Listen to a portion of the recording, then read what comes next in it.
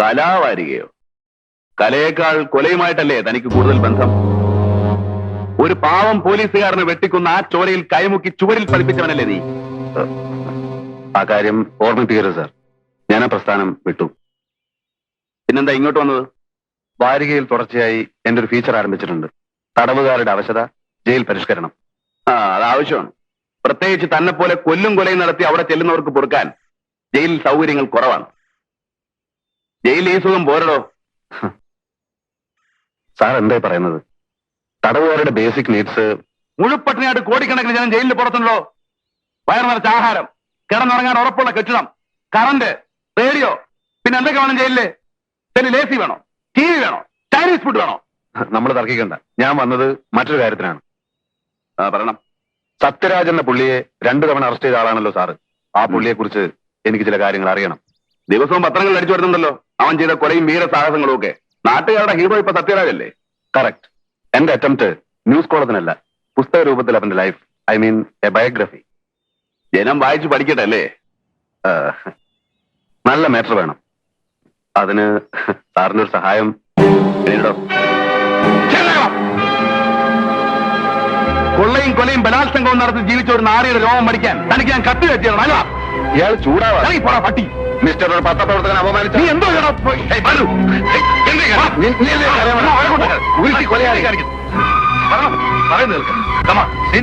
എന്തായാലും ക്ഷമിച്ചുക. ഓട്ടന്നേ സാറിനെ അനുസരിക്കാം. പക്ഷെ ഇവനെ എനിക്കും ചെന്ന് ചെയ്യാൻ കഴിയും. പോടാ പോടാ പോടാ കൊടുക്കാം. നീ ഇപ്പൊ പോ.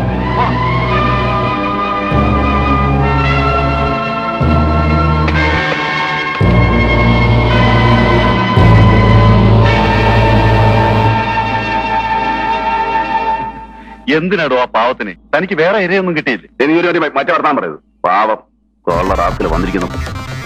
Indian jails where money open store. വായിച്ചില്ലേ? ഈ ജയിലിന്റെ വാതിൽ തുറക്കാൻ പണം വേണം. എന്റെ ജീവചരിത്രം തന്റെ നക്കാപ്പിച്ച പത്രത്തിൽ വന്നാൽ അത് കിട്ടില്ല. സാർ, സാറിനെ കാണാൻ വക്കീൽ വന്നിരിക്കുന്നു. എടോ, ഇവൻ ആ കുട്ടനെ കാണിച്ചു കൊടുക്കും. വരൂ.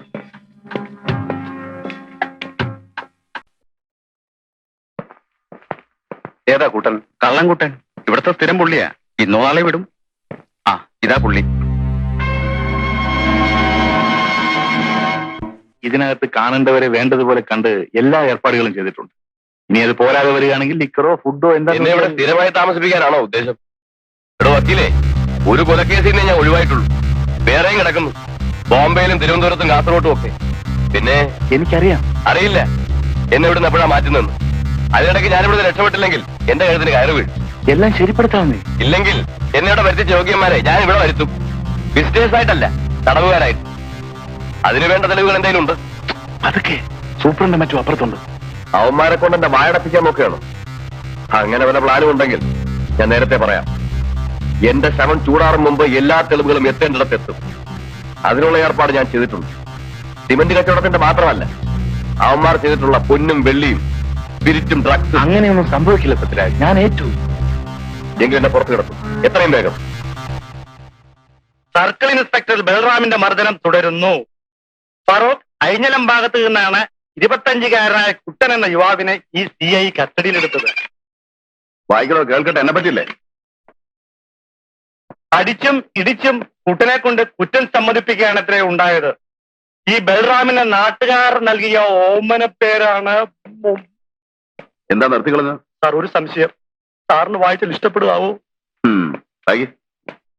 ഓമന പേരാണ് കരടി ബാലു എന്ന്. ക്രൂരനായ ഈ മനുഷ്യക്കരടിയുടെ ഇടിയും തൊഴിയും പ്രസിദ്ധമാണ്. കളവ് തെളിയിക്കാൻ നൂറ്റാണ്ടുകൾക്കപ്പുറത്ത് ജീവിച്ച പ്രാകൃത മനുഷ്യരുടെ കാടൻ രീതിയാണ് ഇയാൾ ഇന്നും സ്വീകരിച്ചു വരുന്നത്. ഒരു സ്ത്രീനി. ജയിലിൽ നിന്നവനെ പുറത്ത് ചാരിക്കാനല്ല പ്രയാസം. ഈ നാട്ടിൽ നിന്നവനെ കടത്തിവിടണ്ടേ? കഴിഞ്ഞ തവണ പറ്റിയ അബദ്ധം ഓർമ്മയുണ്ടല്ലോ. ഇനിയും താമസിച്ച കുഴപ്പമാണ്. മറ്റു കേസുകളിൽ നിന്ന് സത്യരാജനെ രക്ഷപ്പെടുത്താൻ നമുക്ക് കഴിയില്ല. ബോംബെക്കോ മറ്റോ കൊണ്ടുപോയാൽ പിന്നെ അപ്പൊ എന്ത് ചെയ്യും വിൻസെന്റ്? അവനെ ഉടനെ ജയിലിൽ നിന്ന് പുറത്ത് അടിക്കണം. ബാക്കി കാര്യങ്ങൾ നമുക്ക് പിന്നെ ആലോചിക്കാവുന്നേ. ആദ്യം അത് ആലോചിക്കണം മിസ്റ്റർ. പുറത്തു വന്നാൽ ഉടനെ അവനെ പുറം രാജ്യത്തേക്ക് അയക്കാൻ ഒക്കുവോ? ഷിപ്പിലായാലും പ്ലെയിനിലായാലും സൂക്ഷിച്ചു വേണം ചെയ്യാൻ. പ്രോപ്പറായി പ്ലാൻ ചെയ്യാതെ പറ്റില്ല. അതുവരെ സത്യരാജനെ എവിടെ താമസിപ്പിക്കും? അതെനിക്കറിയില്ല. നിങ്ങൾ എങ്ങനെ ഒഴിഞ്ഞു മാറരുത് മിസ്റ്റർ ജയചന്ദ്രൻ. നമുക്കിടയിൽ വക്കീലും കക്ഷിയും തമ്മിലുള്ള ബന്ധം മാത്രമാണ് ഉള്ളത്. ആണോ? പോലീസിന്റെ കണ്ണിൽപ്പെടാത്ത ഒരിടം കണ്ടുപിടിക്കും. മറ്റുള്ളവർക്ക് സംശയം തോന്നാത്ത ഒരു സ്ഥലം.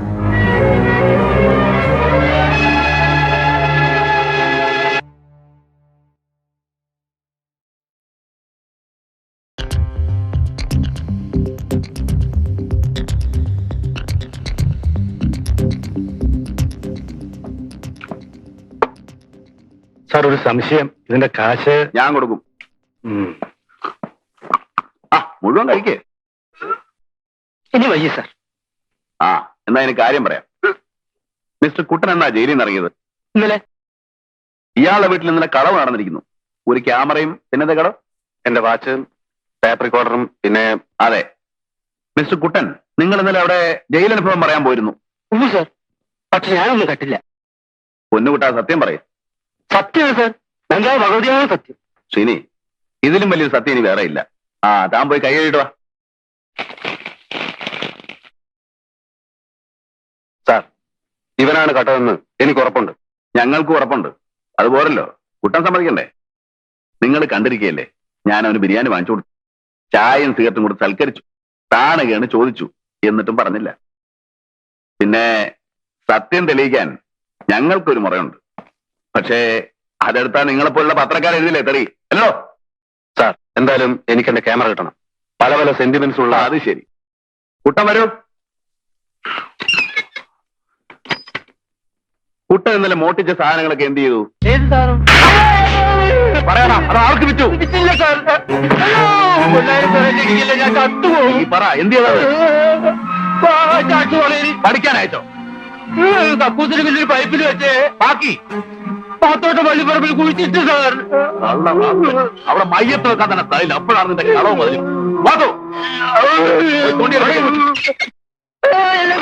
താനും വയ്ക്കോ.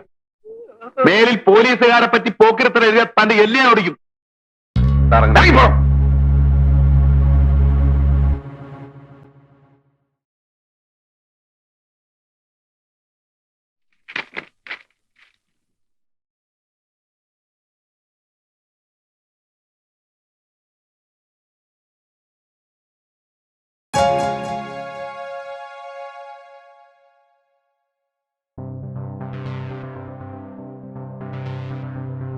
നിർമ്മൽ, ആ പുസ്തകം തരൂ.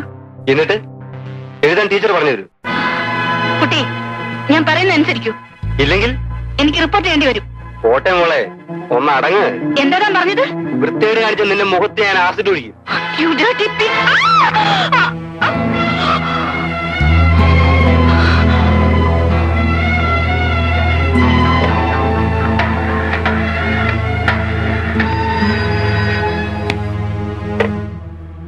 പോലീസ് സ്റ്റേഷൻ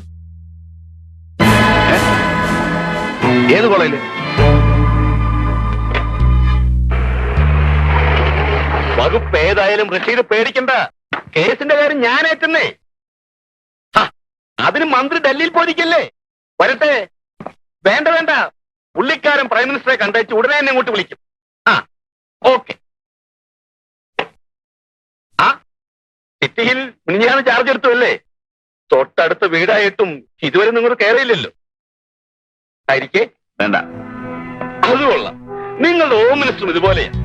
ആള് മന്ത്രിയൊക്കെ ആണെങ്കിലും എന്റെ മുമ്പിൽ ഇരിക്കാൻ മടിയാ. അല്ല, കാര്യമുണ്ട്. അവന് രാഷ്ട്രീയത്തിൽ ഇറക്കിയതും പൊക്കിയതും ഒക്കെ ഞാനാ. അതിരിക്കട്ടെ, കുടിക്കാൻ എന്താ എടുക്കേണ്ടത്? കാപ്പിയോ ചായയോ അല്ലെങ്കിൽ? ഒന്നും വേണ്ട. അത് പറ്റില്ല. ആദ്യമായിട്ട് എന്നെ കാണാൻ വന്നിട്ട്. അത് ഞാൻ നിങ്ങളെ കാണാൻ വന്നതല്ല. പിന്നെ മകനെ കാര്യം വിളിക്ക്, പറയാം. നിമ്മേ, മോനെ നിമ്മേ.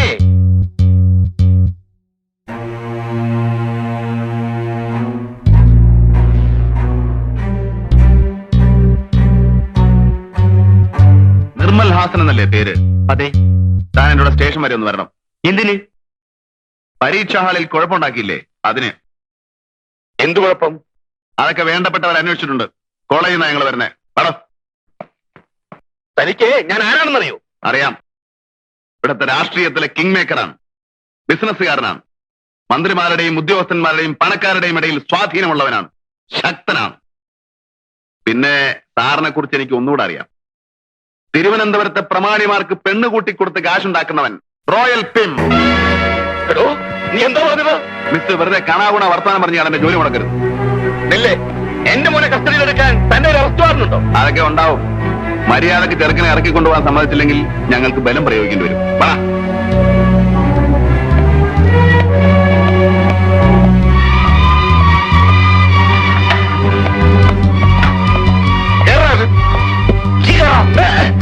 ബീച്ച് വഴി വിടാൻ പറ. സാർ ഒരു സംശയം, എളുപ്പം സ്റ്റേഡിയം വഴിയല്ലേ? താൻ പറഞ്ഞാൽ എഴുതാ മതി.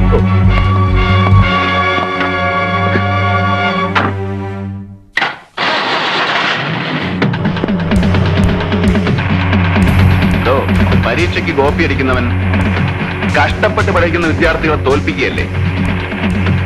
അക്കാപ്പിച്ചയ്ക്ക് സമരിക്കുന്ന തന്നെപ്പോലുള്ള തന്തക്ക് പറക്കാത്ത നേതാക്കന്മാരത് കാണില്ല. ഒരു പാവൻ ടീച്ചറെ ഈ അന്യായം ചേർത്താൽ ശിക്ഷിക്കണോ? ഞാൻ കോപ്പി അടിച്ചതിനല്ല അവൻ എന്നെ. ആവണോ?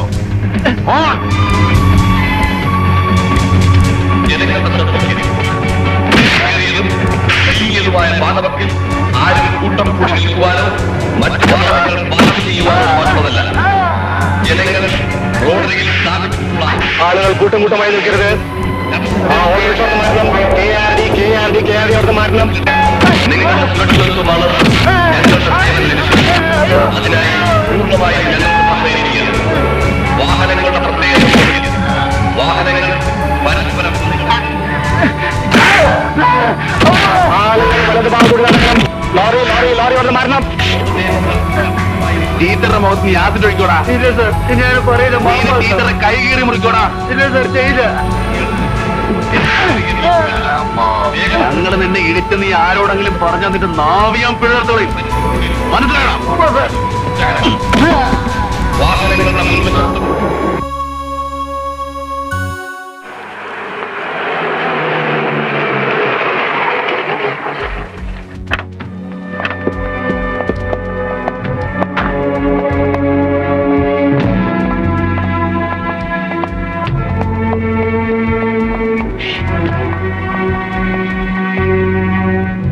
എന്റെ പോലെ നിന്നോട് എന്ത് ചെയ്തു?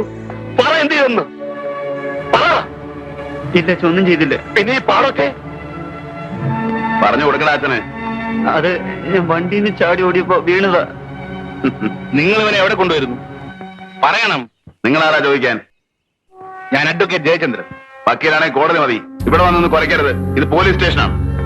ഇൻസ്പെക്ടർ വെറുതെ അല്ലേ വന്നത്? എന്റെ മോനെ ജാമ്യത്തിൽ ഇറക്കാനാണ്. അതിന് വക്കീലും കൊണാപ്പിയൊന്നും വേണ്ട. ഞാൻ വിട്ടേക്കാം സ്വന്തം ജാമ്യത്തിൽ. പക്ഷേ കേസ് ചാർജ് ചെയ്യാൻ പേരും മേൽവാസം എഴുതിയെടുക്കണം. അവന്റെയും അവന്റെ തന്തയുടെയും. കേരളം അവനകത്തേക്ക്.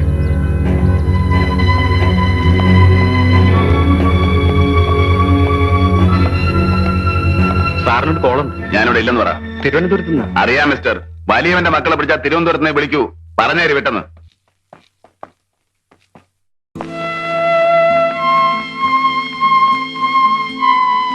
ഒരു അഡ്വക്കേറ്റ് എന്ന നിലയിൽ അവൻ എനിക്ക് റെസ്പെക്ട് തന്നില്ല. അത് ഞാൻ ക്ഷമിച്ചു. എന്നാൽ നിന്റെ കാര്യത്തിൽ അവൻ കാണിച്ച അമിതമായ താല്പര്യമാണ് എന്നെ ഇറിറ്റേറ്റ് ചെയ്യുന്നത്. ഏതവന്റെ കാര്യമാണ്? ഇൻസ്പെക്ടർ ബൽറാം, നിന്റെ കൈ മുറിഞ്ഞതിൽ എന്നേക്കാൾ വേദന അവനാണ്. ആ പൂർവകാമുകയല്ലേ, സഹിക്കുന്നുണ്ടാവില്ല. എന്തിനാ ആവശ്യമില്ലാത്തത് പറയുന്നത്?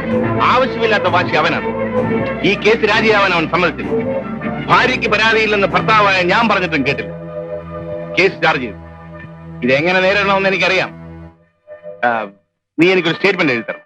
എന്ത് സ്റ്റേറ്റ്മെന്റ്? പരീക്ഷാ ഹാളിൽ എഴുതിക്കൊണ്ടിരുന്ന കുട്ടിയുടെ ഉത്തരക്കടലാസിൽ കൈവച്ചപ്പോൾ അതിനകത്തിരുന്ന ബ്ലേഡ് അബദ്ധത്തിൽ കയ്യിൽ തട്ടിയതാണ്. സത്യം അതല്ല. അവൻ എന്റെ കൈ കീറി മുറിച്ചതാണ്. ആയിരിക്കാം. എന്നാൽ കോടതിയിൽ പ്രതിഭാഗം വക്കീൽ എന്ന നിലയിൽ അന്യായക്കാരിയായ നിന്നെ വിസ്തരിക്കാൻ ഞാൻ തയ്യാറല്ല. പയ്യന്റെ അച്ഛൻ ചന്ദ്രഹാസൻ ആരാണെന്ന് നിനക്കറിയാമോ? രാഷ്ട്രീയക്കാരിൽ വെറും തറയല്ല അദ്ദേഹം. Highly influential and immensely rich. അങ്ങേരുടെ മകനോട് തെറ്റ് ചെയ്താൽ അത് നമുക്ക് അങ്ങ് ക്ഷമിക്കാവുന്നതേ. ഞാൻ ക്ഷമിക്കില്ല. ഈ കേസ് കോംപ്രമൈസ് ആക്കാൻ ഞാൻ കൂട്ടു നിൽക്കില്ല. You must. ഇതെന്റെ പ്രസ്റ്റീജിയസ് ഇഷ്യൂ. നീ എഴുതി തരണം. പ്ലീസ്, എന്നെ കമ്പലി എഴുതി ചെയ്യട്ടാ. പ്ലീസ്. ഓക്കെ, ഞാൻ നിന്നെ നിർബന്ധിക്കില്ല. But you know Usha, it is a duel between me and the inspector Balram. നീ ആരുടെ ഭാഗത്താണെന്ന് എനിക്കറിയാം. എന്റെ ഭാര്യയായിട്ട് ഇവിടെ കഴിയണമെങ്കിൽ ആ സ്റ്റേറ്റ്മെന്റ് എഴുതി തന്നേ പറ്റൂ. The choice is left U.